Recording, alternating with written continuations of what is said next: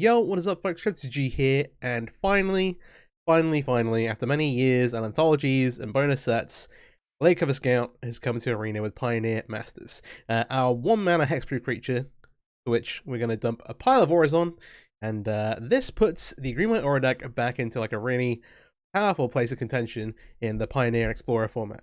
Obviously, Leland Pioneer on Arena it is new, so it's new. They've not decided on the format name yet. It is what it is, but it is new to Arena. And if you're playing on ladder, you're definitely going to run into it a bunch. It is very, very popular. It is not a particularly expensive deck to build in terms of cards, like apart from the lands, not the rares, which is kind of true in most of the decks, but a very, very powerful aggro deck, and not one that is very easy to interact with. Gladecover Scout, though, is really the only hexproof creature we're playing. That's the first thing. Bizarra Tower Archer was also printed in Pioneer Masters. Occasionally that shows up in the Aura deck. Generally, it is too slow, it doesn't add enough value in itself as a 2-mana hexproof creature, and locks you out of Gigantha, which is actually like a pretty reasonable deal here. As like, hey, if they do manage to answer your hexproof threat, or you don't happen to have one, maybe the Gigantha is what carries you through the late game. And so this is a Gigantha build. But Bizarra Tower Archer, it's like really fighting for space with a lot of other pretty powerful cards. There are other good 1-drops you can play that aren't Gladecover Scout, that aren't hexproof, but there are some ways to kind of get around that and help yourselves out. This is also a 5-color build. We're playing 4 copies of Mana Confluence, and we have a few multicolor cards here. Obviously, we've got other pain lands in the deck too. The idea here being that you can have a toolbox of things to find with Light Pause, which still seems to be powerful, and these are still very, very good in the deck. So, creature lineup. 4 copies of Gladecover Scout, obviously, best thing to play on turn 1, best card in the deck, by far. Other things at 1, we're playing 4 copies of Optimistic Scavenger. White for a 1/1, whenever an enchantment you control enters and whenever you fully unlock a room, put a +1/+1 counter on target creature. Optimistic Scavenger, we're playing over Generous Visitor here. This triggers on enter the battlefield, whereas Generous Visitor triggers off cast triggers. The reason why this is important, there's basically 2 things to think about. Generous Visitor, obviously if the aura gets counted, you still get the counter. Ultimate Scavenger, however, triggers off enter the battlefield, which means that you trigger off of a Light Pause. There's a bit of like a, hey, you can play one or the other here, but decided to go with Scavenger for the purpose of this. We then go to 2. We got 4 copies of Light Pause. Aside from Gladecover Scout, this is the most powerful card on the deck. It is an engine to itself. The only tricky bit is that your opponent can interact with it. And so that's why Gladecover Scout's our best 1-drop. If we can get Light Pause into play and get a trigger on it though, we can find some ways to protect it and it becomes very, very powerful. And then can tutor a bunch of auras from your deck, which is amazing. And then lastly, 2 copies of Shram for a total of 14 creatures, plus the Gigantha. Another basically 2-mana creature that adds a bunch of value. You get to cast this, cast enchantment. Even if your opponent kills it, you're getting some value out of it, and can win you some games for sure where you're kind of like struggling to kind of need to keep going through and grabbing more resources. Or digging for specific answers, which can happen if you don't have the Light Pause package assembled. You might be looking for a way to get trample or evasion onto a creature to push for the final damage, or to out something very troublesome with something like Shelter by Ghosts. Obviously, Light Pause can find it, but you need to have it survive and have the triggers and all that stuff. So getting the card draw can be quite nice, and just an extra couple of card advantage creatures to work with here, kind of playing the core Spirit Dancer role. Then we get into the actual enchantment package. 4 copies of Ethereal Armor is like straightforward, like yeah, of course we're gonna play it. +1/+1 for each enchantment you control, first strike, the biggest power boost for the lowest mana. Griff Spoon is 1 way of evasion. This one is white. We also have Aqueous Form here. So we're kind of playing a balance of evasion spells. Aqueous Form obviously can't be blocked is great, and whenever the creature attacks, scry 1. This is here to tutor up with Light Pause. We also have Mana Confluence to cast it. Hey, you can get unlucky. It happens. Griff Spoon for flying specifically. This can also allow you to block flying creatures, which can be quite important versus things like angels, which can be a tricky matchup. And then 2 copies of Audacity, which obviously has the ability to catch up with it, but is also a larger power boost, +2/+0, and kind of like grabbing which one you need when you need it, or having multiple copies, and in that case, like we're having more copies of Audacity, because this one draws us a card if we have to put it on a non-hexproof creature, and it gets answered. That's the idea here. Sentinel's Eyes, giving us Vigilance, really important, but also enchantments in the graveyard, specifically very important with like Light Pause and Shram, because you can play it onto something early, and then later cast it in like games when your opponent's removing your stuff, to get like a trigger straight away when you play either of these or draw into them. Really nice, really nice. Shard Mage's Rescue is a bit of a game changer prior to the printing of Gladecover Scout, but still good here. We've still got the Light Pause. At the moment, I'm running 4 copies. I'm going to keep doing so, but we'll see how it goes, and maybe that changes. When it enters, it gives a creature hexproof, but it's also a flash way to get Light Pause triggers, do some shenanigans stuff there, and just +1/+1 by itself. The other kind of like unique things, we talked about Aqueous Form for a form of evasion already.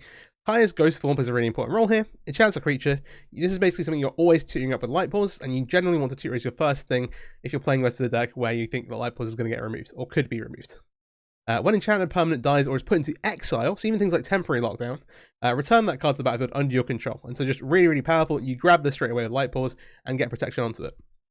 Hammerhand stops creature blocking, but importantly gives the creature the chances. It gets enchanted haste. If you can get like a hasty light pulse or lethal, this can be definitely a way to go. And so that's the purpose of this. We talked about Audacity already. Act 2, Sheltered by Ghosts, is obviously the big new aura that's been printed recently. Just incredible removal, the ward for protection as well, and of course lifelink is super, super important in like red decks and some other racing matchups. 4 of these with 2 copies of All That Glitters.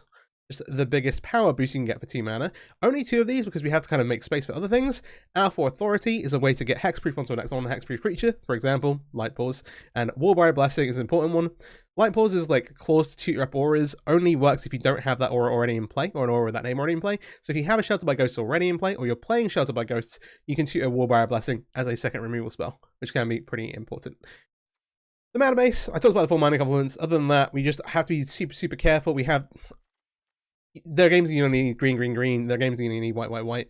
To that end, 4 mana complements, 4 Temple Garden, 4 Raised Budge Ticket, 4 Brushland. That's all pay lands. 1 Beseiju, just because in general, Temporary Lockdown is really good against the deck, which is why the Kaya's Ghost Form interaction is really important. And then 2 copies of Branch Loft Pathways to round things out for a total of 19 lands.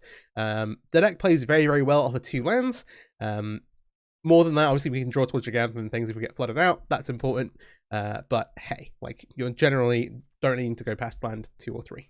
And if you do, hey, that can pay the price. So that's the Gigant package for you. But yeah, going to take this into some best of 1 ranked matches. It is actually incredibly likely we play at least 1 mirror. We'll see how things go. If you're not ready, please do subscribe to the channel. I'd really appreciate it. Share the video around, give it a like, let me know what you want to see next in the comments. All that algorithm stuff helps me out a ton. And let's get into some matches. All right, first match here with the... Oh, it's being a bit laggy. With the Boggles deck, with the auras, with the Hexproof deck. Scrambles a creature in the first one. We will at least go to 6. Especially given a 2-drop creature. It's just so like your opponent interacts with it. Here we have Scavenger plus Gladecover Scout. The Warbriar Blessing I'm kind of thinking about right now. I'm going to keep this. Typically, like, you don't see us keeping like a 1-land hand. It's time to put the Warbriar Blessing back. But with F3 Alarm, I think I want to lean towards putting Sentinel Eyes back. That gives us some creature interaction. We don't know for sure from our opponents. If we saw like a companion or something, maybe we'd know. But yeah. I'll put Sentinel Eyes back, keep Ethereal Armor for the big power boost, and see how things go here. Opponent is on the play, I believe.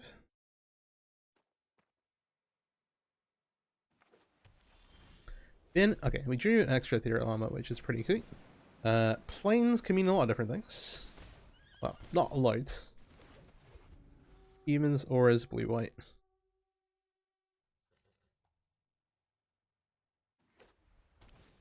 Planes, light pause. Right, okay. This is the awkward bit because we don't currently have a way to... We can't put this into play and kill us straight away, I think we have to do our best. We'll Scavenger. I'll go with your Armor here. Yes, first. Actually, we make things really annoying by going Sentinel's Eyes. If you go Sentinel's Eyes, it still becomes a 3/3. Anything they're enchanting will make it bigger, right? Yeah, let's just go Ethereal Armor.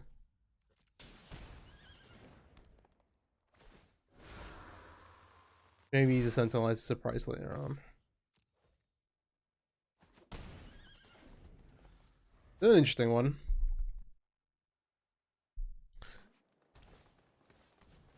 They're playing Visitor here. Do they have a... Okay, they have armor. We get a big power boost. We have, let's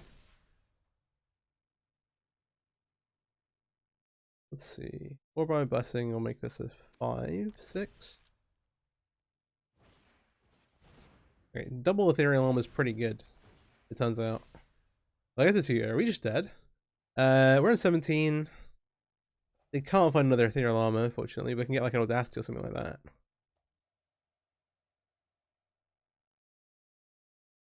I wonder if we can draw one. What's the get here for 1 mana? There's no way to get lifelink.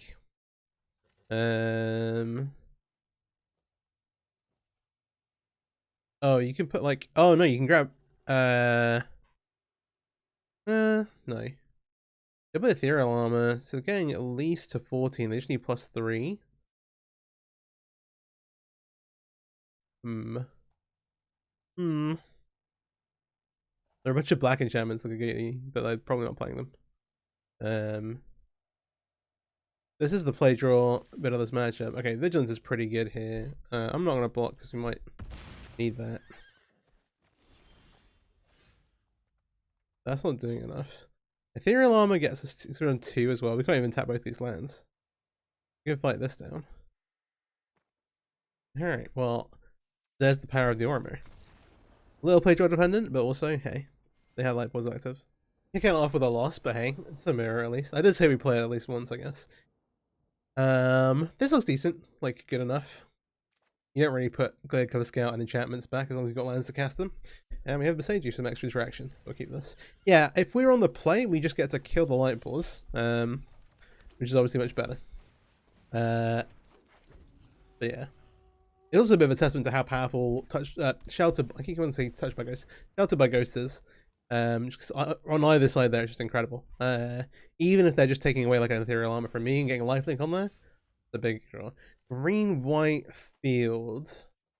Oh golly, we have to do a lot of damage very quickly. Sorry,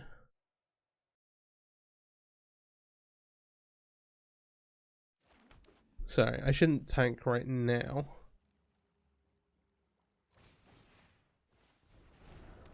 We just need to suit this up. We'll get some double hexproof going on.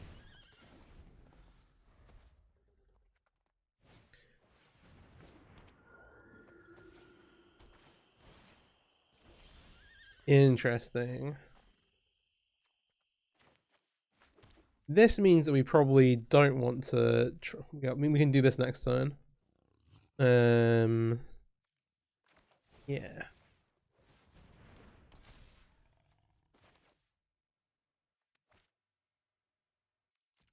I'm just see if they block.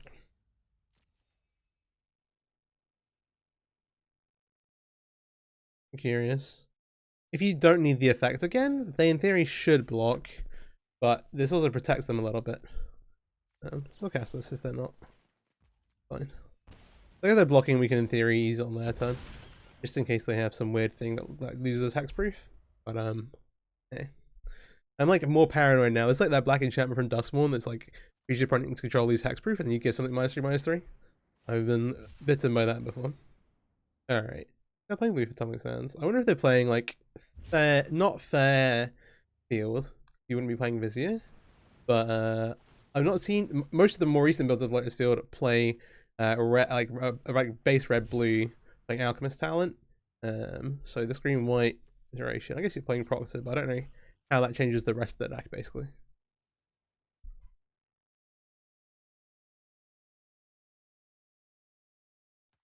There have been Proxy versions that have been like popular a little bit.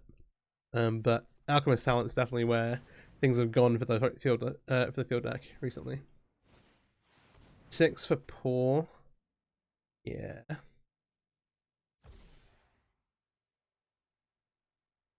Okay.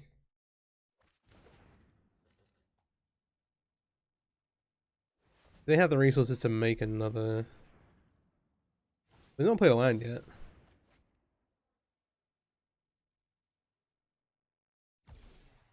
Anything to happen in the next half hour.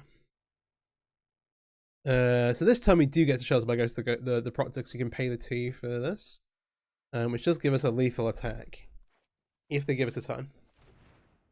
What we're hoping.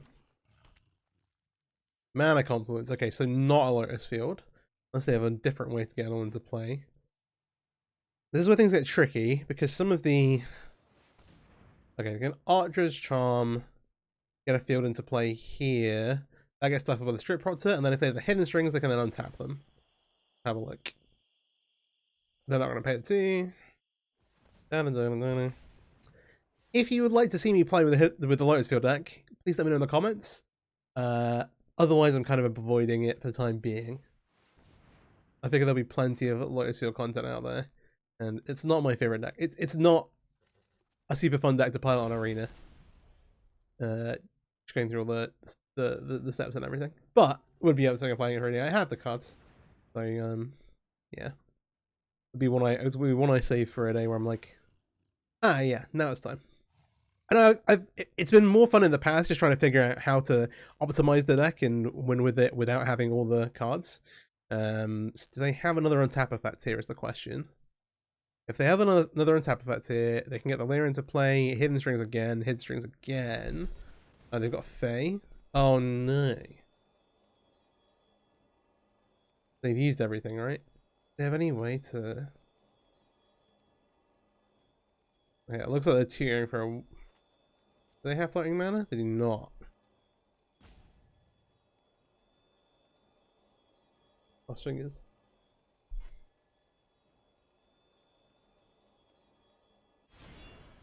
Oh, they're gonna tutor for an automation. They're gonna... Oh yeah, it's ciphers. Yeah, how often this is relevant? Dragon's Maze had this really cool account called Cypher. That was, like, in theory, really cool. It was quite interesting and limited. It doesn't really come up or get played at all in constructed. When you cast the card, obviously you can imprint it onto a creature you control. In this case, like, that's an extra reason, I guess, to play the strict Potter version. Your creatures to put it onto. They have Lear here. They're gonna untap a bunch. They've got the Fae from the graveyard as well. They've got an Emergent Ultimatum. I'm just gonna scoop this up. We don't need to do any more of this, but yeah, we got to go out a little bit. No shot. We're starting off another video 02. The Hammerhand's kind of like a multi-6, but we have 2 creatures and auras to cast, and we're on the play. I think I'm gonna keep this just because we have a bunch of proactive stuff to do, and like, yeah, I don't know. Red white, interesting. Audacity gives us some like a card advantage at least. We just have to make a decision here between this round. If they can we get this out of range of removal? Most removal. I think we're gonna say hold on SRAM, get more damage on this. I've seen more of these kind of like Boris Prior stacks popping around, and if they have 2 removal spells for this, at least they don't need 2. Like, the alternative is playing this in SRAM. If they had 2 removal spells to kill both our creatures, that's even worse. So hey, at least here, if they want to kill it with removal, it is very awkward. Though yeah, Clever Lumancer is a pretty powerful card. I'm not gonna block. No shot. No shot. No shot. No shot. No shot. Yeah, they can't deal with this. Fair. Odd one, but super fast win. As opponent's only bet for dealing with our Clever Optimistic was we're gonna mulligan this because we've got no creatures. Was for us to block, and we just were like, nope. Oh golly, we're on the play. We have light balls and some auras. On the play, I think we keep 6. Like, it's still, this is very, very awkward.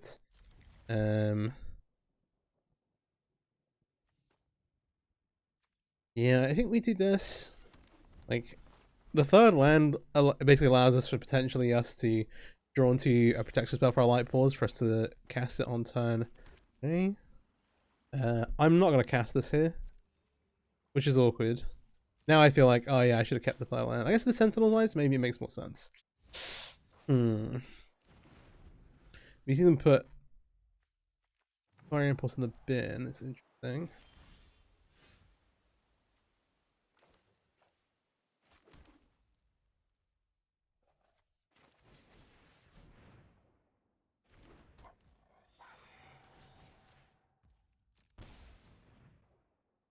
This is the, hey, do you have a real spell?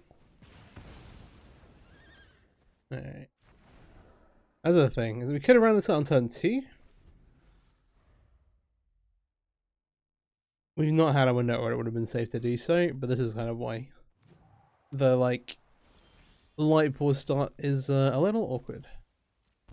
We'll add Gigantha. Get it in here.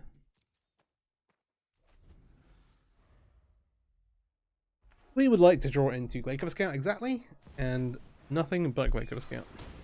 Ideally. Lands with Gigantha. Okay, and this is fine. Get to draw a little.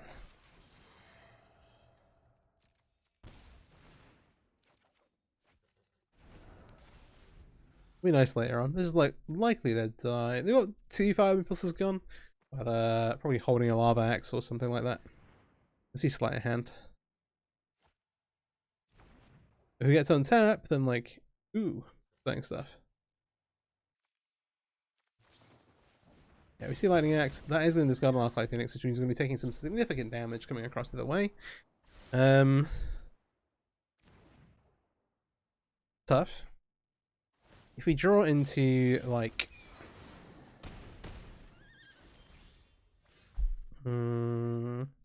this is actually fine. I'm gonna scavenger as long as actually if they have the 1 mana bounce spell, I'll be very unhappy. We're gonna try Shelter by here.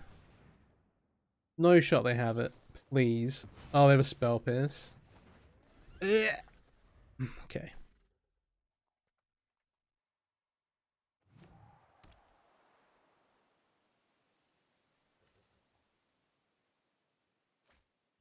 That's tough. I do think that keeping the 6 is better than mulling to 5, but it is true that in this deck, you can definitely have like good mulligans to 5 as well. We've got a 1 Temple Garden here doing lots of work.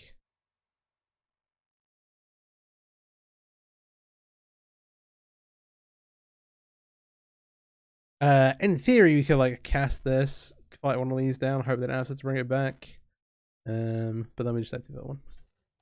Let's scoop it up. 1-3 is tough. We had a little more control over that last one. We could have mulliganed to 5 there. The keepers. Mulligan to 5 feels really bad.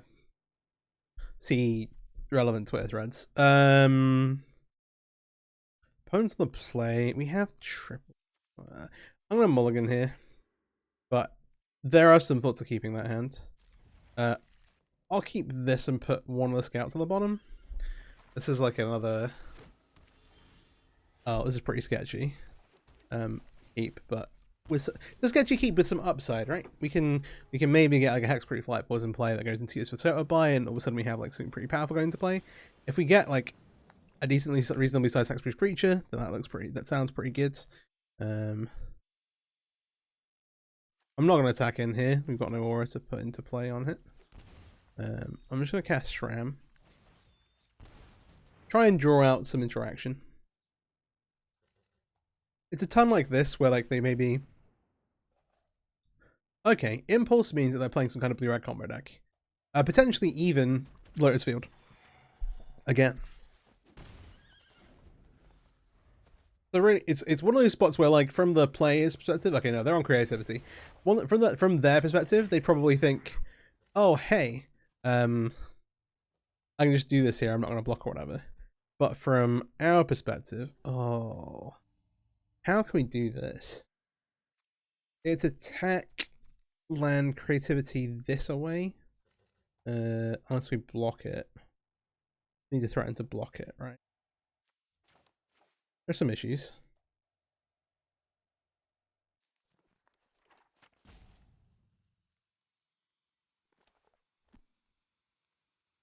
Not least of which we're taking like a bazillion damage. This is a ballsy play.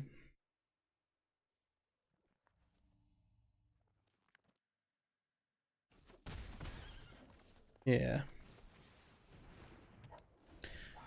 We in theory could have like flash power, a bunch of stuff going on, but we don't. We can still be holding it up and threatening it. But it is like, hey, if they want to chump the Shram, we're fine with that. We can still offer to block with Light Pause here. They're actually casting a bunch of spells to kind of stop us wanting to do that. And yeah. My worry is they go like untap, attack with a Goblin token. At this point, I'm less likely to trade this away because I know I can kind of do something about it a little bit. They can't creativity this turn. So I will start with... They have mana. I'll start with Katush here. We cast them onto the Hexproof creatures so we don't get totally blown out. Okay, Hammer Hand is like a reasonable.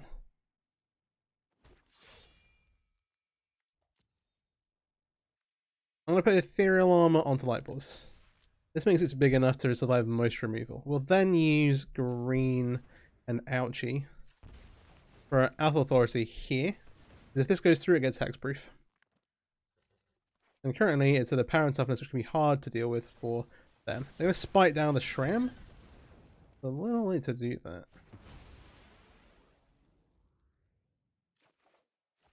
They're on 15 currently. So I think we can get all the gliders and kill, but let's just make sure. 5, 6, 7, 8, 9.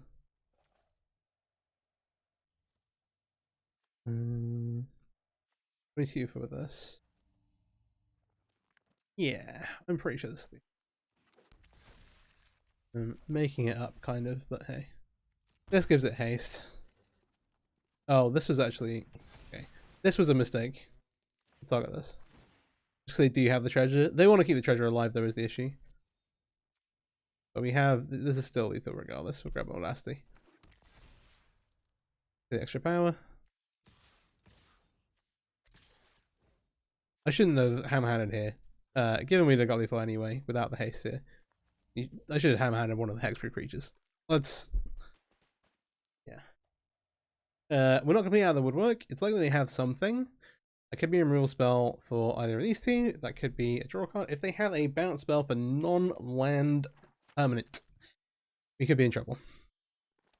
Because then they get to bounce our ethereal armor, which will then reduce our damage by a lot. And then they can go 1, 2, 3, 4, attack to get the 5th mana. It means they have to go through combat though, which, depending on which creativity version, whether they're playing the Worldspine Worm, Xenagos combo, or if they're playing just like creativity for Valgavoth value, or Atraxa, it changes things up. They're not doing anything, which sounds like they're just running the clock down, or they're going to run the clock down and then interact. Both of which are super fun for us, but you know. Yeah, casting the hammer hand on like the random token was definitely a bit of a looking to throw the match. But that puts just 2 and 3, but we'll at least make an effort to pull our record even. Here we do have a handful of 1-mana things, including a Gladecover Scout and 2 Scavengers, but it's very slow. My opponent's got a Gigantha. I think I'm going to mulligan this. I don't think we're going to have time to rebuild this up. This is kind of similar, but has multiple like power boosting enchantments. I think on 6 we maybe do keep this. We have the Gladecover Scout. I'll put it back in the Alpha Authority. If we draw into a land some point soon, we'll be okay. And versus all X of the form, we'll kind of be fine. We're gonna get Thoughtseize and just lose the... Okay. Alright. We're not gonna get Thoughtseize, and we actually drew into a land. So, huzzah in 2 ways. But we are gonna be having an interesting time, I think. Let's see how our opponent plays. Jund Food, Jund Cat combo, Jund Sacrifice. Okay, Crocs is like one of the less bad things I could do. They have to sacrifice this away. I will get rid of the Cartouche. Alright, Gear Spoon's good. Let's go 2 enchantments then. I'm tempted to shelter by the Witch's Oven here. That might be the best play actually. If they immediately make like a Mayhem Devil, I'll be very unhappy. Enchantments to play, then we get to cast either of these. Actually, I like this. It maximizes our power on play and kind of lets us be mana, well, not mana efficient, but like make the best possible decision with the Shelter by Ghosts. There's a combination of things that might make us regret exiling straight away. This isn't really one of them. I'm worried about like one of the talents or something like that. We can fly over the top of this with no issues. It's fine. We still will run the Shelter by here just because it like reduces the chance of like us losing the game quote unquote randomly. I played the other one out. I like thought about it for a second and then did the other thing. That's always good. We're on 16. Like maximizing damage. They don't have a way to get Troxa back. I think it's fine to play this out. They will have Croxer soon, but the land's not protecting a lot right now. Yeah, it's more of a thought of, oh, we don't randomly lose a game from this. But I did also say I was going to do one thing and then did the other thing by accident. I'm not going to block here. We're going to 14, which gives them an extra sacrifice trigger. If we do block... Oh, okay. If this is the play anyway, then go so judge again. Yeah, they've got nothing going on. This time we can't misclick, but okay. I did think for a second, like, oh, I've cast Glimmer. Alright, up to 3/3, and I might be having a stroke. I like literally talked through why I should cast the Glimmer to avoid like losing some random weird thing with the Cauldron, and then like put a card into play from my hand, and then was like, why isn't it giving me the option to exile? So, yeah. Light pause here. This is very slow. We're on the play, but this is not good enough, really. We need a 1-drop to make this valid. We have a Strictly Worst Hand. We're going to go to 5. We'll keep 5. Put the Ghost form back in the deck. Advantage of mulliganing. Nice, love that. And I will put the SRAM back as well. Given this hand, we should put the Scavenger back, I think. Though the an interesting one. Depends on the matchup, honestly. But in a game that might go to long, the SRAMs might gonna probably be more valuable. Yeah, I was to play. This could be a mirror match. This could be something like Angels. Either way, we need to get this up and going very, very quickly. No, no. Okay, that smells like Angels.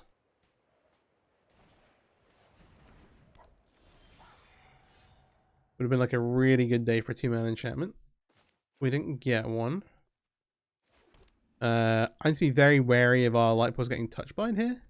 I'm gonna cast the SRAM so we get a trigger going. I'll put this onto the Gladecover Scout. Like, Audacity's not a bad one to draw.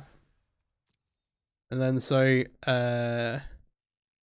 Ghost form protects versus them like touched by ghosting it. So I think I'm gonna grab that.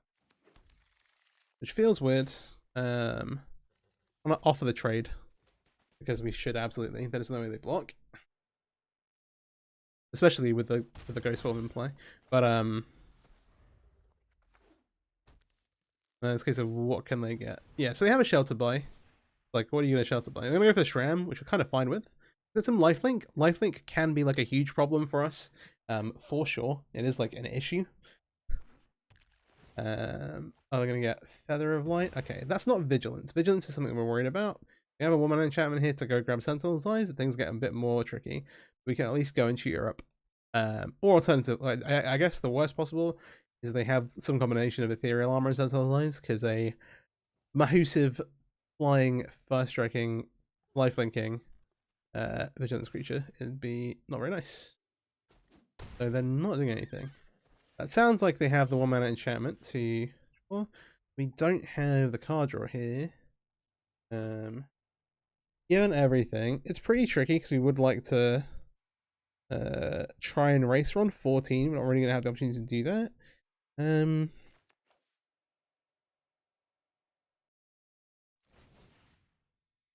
They can have Shard Mage here. They get Shard Mage. They can go get a lethal crap with Ethereal Armor. We just don't have a way to interact with that, unfortunately.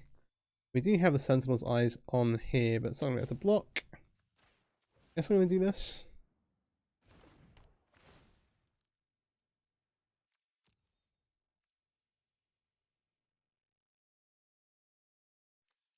I'm going to get Ethereal Armor into play.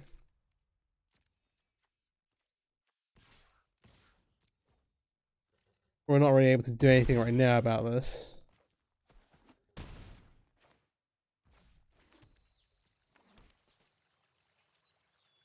Oh.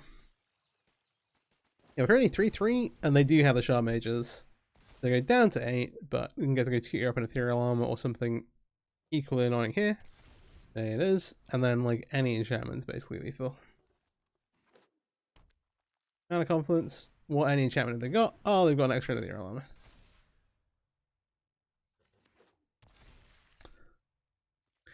maybe it's that there's a load of people playing this deck at the moment, but honestly, it's still a matchmaking conspiracy.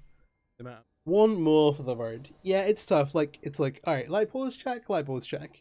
Okay, do we play around the touch by, like the sheltered by ghosts? We did play around the sheltered by ghosts, but because we didn't have a 2-mana enchantment to either like go get lifelink of our own, we're kind of just rolling smokes. We've not seen any creatures yet, and we are on 5 cards. This 5 is okay. We'll keep the busted cards and put the non-busted cards back. And hopefully this will be okay. What's on the draw? I'm gonna scream and shout.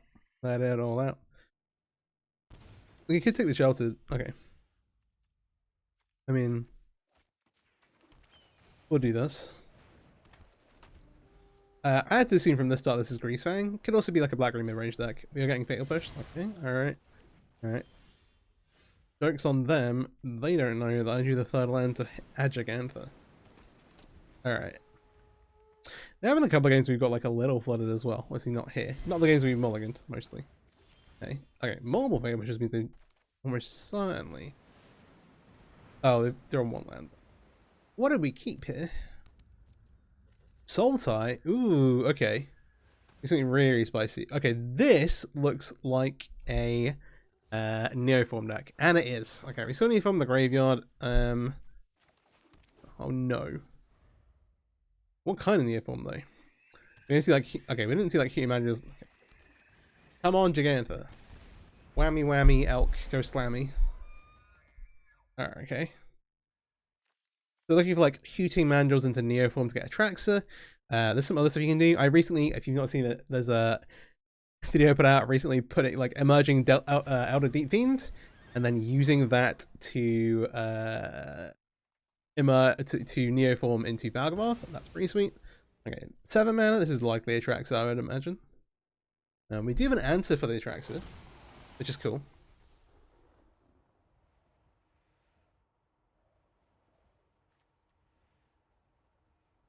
Yeah, proxy sort of weirdly kind of works. You can basically Neoform into proxy and then proxy Neoform out. Okay, they kept 1 mana up, so we'll try this. They have 1 mana interaction for this. Oh, they have a stubborn denial.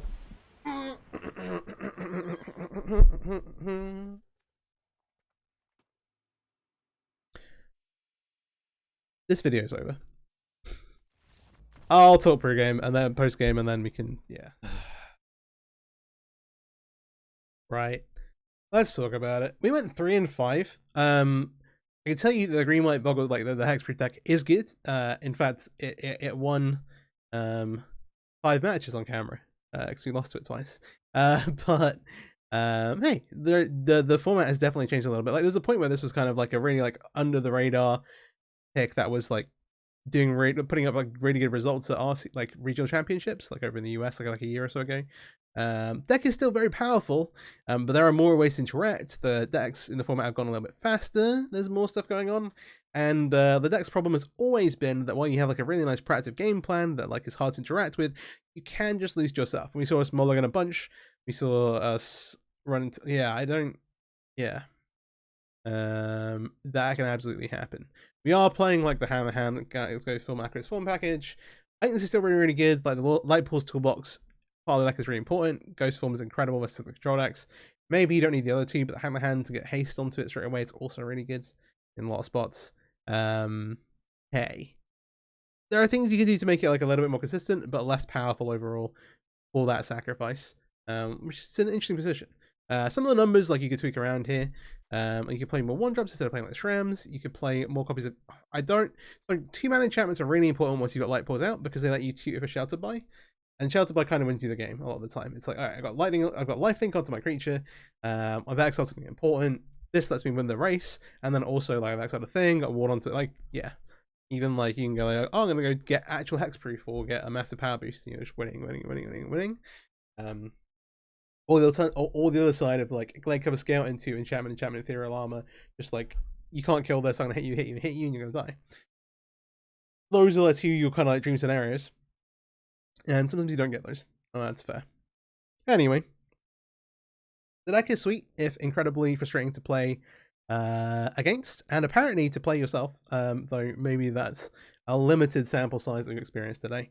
And there were a couple of points where we could have optimized our mulligans a little bit better. Maybe I didn't go to 4. In fact, I think that for the 5 card hands that we kept, they were pretty good. But we did keep like maybe 1 or 2 sketchy 6 in there. I don't know. It's really hard. Like mulliganing to 5 is tough. Like it is still bad, even though you can hit like a really awesome hand. But hey, hope you enjoyed the video. If you did, please do like, subscribe, share the video around. Let me know if you may change the deck list, what you think about it, and also what you would like to see me play with it next. I've got a bunch of stuff still lined up. We've got Rhino combo, some other like this. With Pioneer Masters, they put so many cards in this arena, and there's so many different things between like there are a couple of like tier 1 decks, like Field, Lotus Field. I'm like, I'll cover this eventually at some point, but I'm not in a rush to. Again, if you're interested in seeing some Lotus Field stuff, let me know. But there's like infinite like tier 2 decks. Not to the extent of Modern, which is why I like both Pioneer and Modern a lot. I don't do any Modern content creation because I don't really want to interact with Magic online, but I play Modern in paper as like my most played format outside of like Commander, I guess. Whereas like Pioneer has the same kind of draw to me, where it's like, oh, there's a bazillion different like tier 2 decks to play, which is kind of how this channel came about. It's just like finding a new deck to play every week, which I would do at the LGS, but it's like I like an LGS, but it's hard to find Pioneer to play in the UK. So here we are. If you've got any sweet lists as well, let me know. There is actually,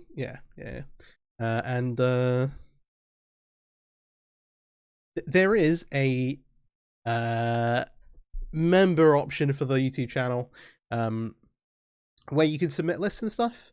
But if you have some in the comments, if you want to leave stuff in the comments, be like, oh hey, I'd like to see you play something like this, and yeah, I'll absolutely have a look as well. Anyway, peace out. Thanks for watching. Hope you have a great day, and thanks again.